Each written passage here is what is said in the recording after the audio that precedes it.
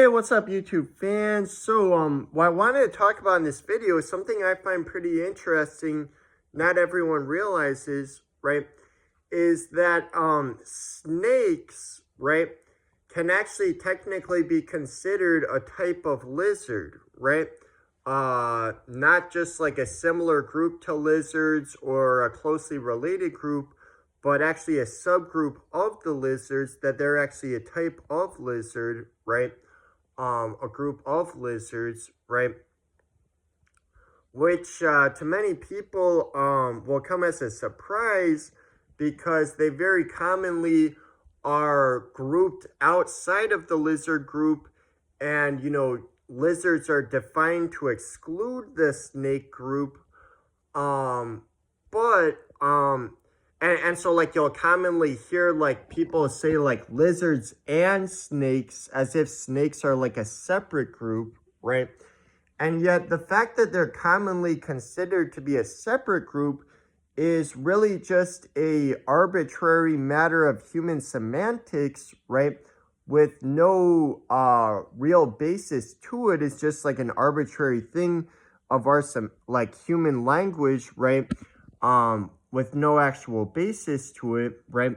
Because, so this is the thing, there are actually some, even if we excluded snakes from the lizard group, there are some groups of lizards, right, which share more DNA with snakes than they do with other groups of lizards, right, and are more closely related to more closely related to snakes than they are to other groups of lizards, right? And also share a number of anatomical commonalities with snakes as well, right? And what some people might say is like, oh, well, but aren't snakes not considered lizards because of how they don't have legs? Well, even aside from snakes, there are actually other groups of lizards that don't have legs, right? There are actually other groups of lizards that are not snakes, right, but don't have legs, and would commonly be considered lizards regardless, right? And so, not having legs, right, does not make snakes not lizards. And then what some people might say is like, oh, well, but there's a number of differences between snake and lizard, and they'll list a lot of like unique traits of snakes. But every group of lizards has unique traits. To have unique traits does not mean that they're not lizards. It just means that that's the traits of that group of lizards, but they still are a subgroup of the lizard group, right? And so, taxonomically, there's no group that includes all lizards but which excludes snakes, right? And there are groups which include both snakes and some lizards, but not all lizards, right? And then there are various features shared by members of like groups of lizards that include snakes, but which do not include some groups of lizards, right? Like having a forked tongue, right? That's a trait of snakes, and then also of other closely related groups of lizards, right, like Komodo dragon, right? But then other lizards outside of the group, right, their tongue is not like that, right? And so, really, even if we decide to, even if you want to consider snakes to not be lizards, right, it's really just a completely arbitrary matter of human semantics that we just arbitrarily decide to group things that way, right? But there's no factual basis, there's no logical reason to consider things that way, right? And based on the reasons I gave, snakes are, they can actually technically be considered a group of lizard, right?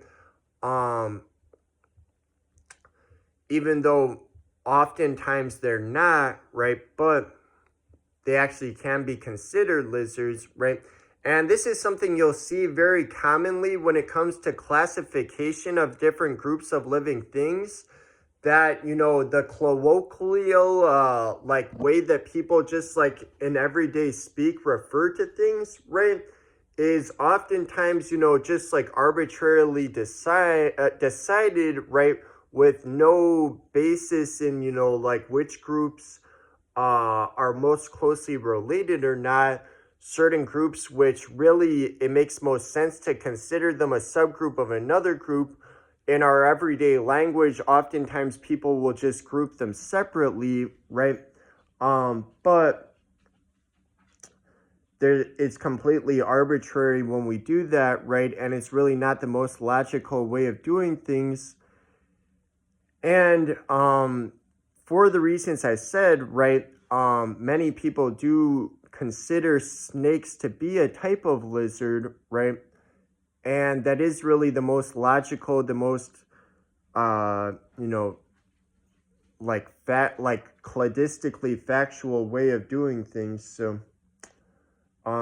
So snakes actually are a type of lizard, and that doesn't mean that snakes and lizards are the same thing. They're not equivalent, because not all lizards are snakes, right? But snakes are a subgroup of the lizards, right? So just like how bats and mammals are not the same thing, not all mammals are bats, but bats are a subgroup of the mammal group, right? As are cows, as are humans, etc., right? And lizards, right, they're not just like a single species, they're a large group with thousands of species. Even if we didn't include snakes, they're a large group with many subgroups, thousands of species. Snakes can be considered as a subgroup of the lizard group. All right, that's all for now. See you guys.